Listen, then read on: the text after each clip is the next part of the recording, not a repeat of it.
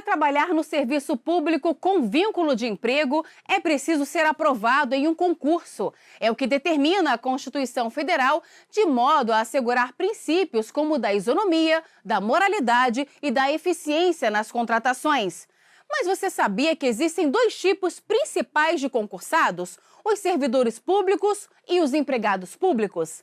Em nossa reportagem especial de hoje, você vai saber as diferenças entre essas duas modalidades e a quais regimes de trabalho estão submetidas. Veja só. Roberta Ribeiro Vajas, servidora pública há 4 anos. Ocupa o cargo de técnico administrativo na Procuradoria-Geral da República. Trabalha 7 horas por dia e conquistou a tão sonhada estabilidade. Vinícius Gabriel França, empregado público do Banco do Brasil há 4 anos. Trabalha 6 horas por dia. O que mais me chamou a atenção foi o crescimento que você pode ter na carreira, né? E também a questão da PLR, que é a participação nos lucros, que eu achei bem interessante, que estatutário não teria isso, né? O critério realmente, a estabilidade, né? Adquirir a estabilidade e ter isso para sempre, né? Para levar para a vida mesmo.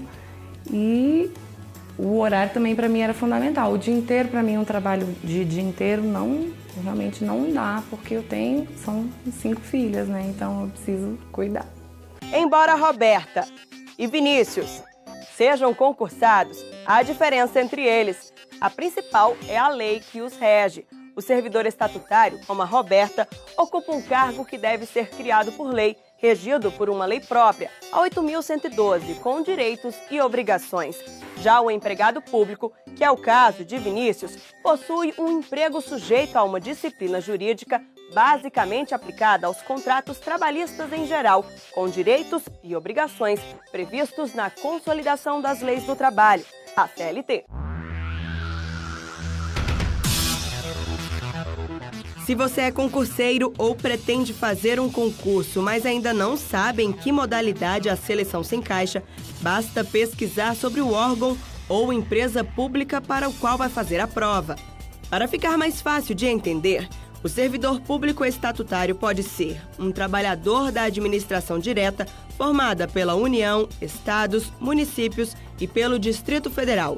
Se encaixam nessa modalidade, por exemplo, os ministérios ligados diretamente ao Poder Executivo.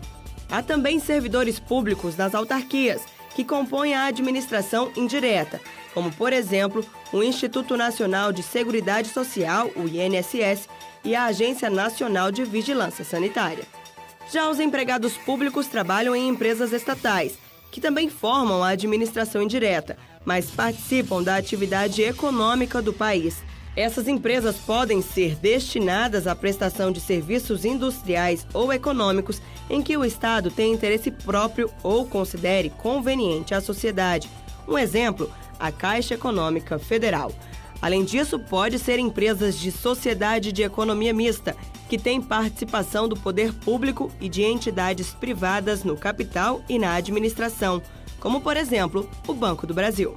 O servidor público estatutário federal possui estabilidade no cargo, mas para ter direito a ela, é necessário passar pelo estágio probatório de 3 anos de efetivo serviço, período em que a aptidão e a capacidade para o desempenho do cargo são avaliadas. Mas isso não quer dizer que esse servidor não possa ser exonerado caso cometa alguma falta grave. Tem o processo administrativo disciplinar, que a partir da Constituição de 88 exige-se obrigatoriamente que seja obedecido o devido processo legal, com contraditório e ampla defesa. Já um empregado público não tem estabilidade garantida por lei, mas para que seja demitido, é obrigatória motivação para a dispensa. Tal qualmente ocorre lá com o servidor estatutário, a jurisprudência passou a exigir para a demissão de um empregado público também que seja formado um processo, instaurado um processo e que se dê ao empregado público o direito de defesa e que essa demissão, se de fato resultar, seja motivada, seja fundamentada e que, como eu disse anteriormente, que seja franqueado o contraditório ao empregado demitido. Já para julgar os direitos e deveres desse empregado público, a competência é da Justiça do Trabalho, ao contrário do servidor público, cujas causas relativas ao trabalho são julgadas pela Justiça Federal.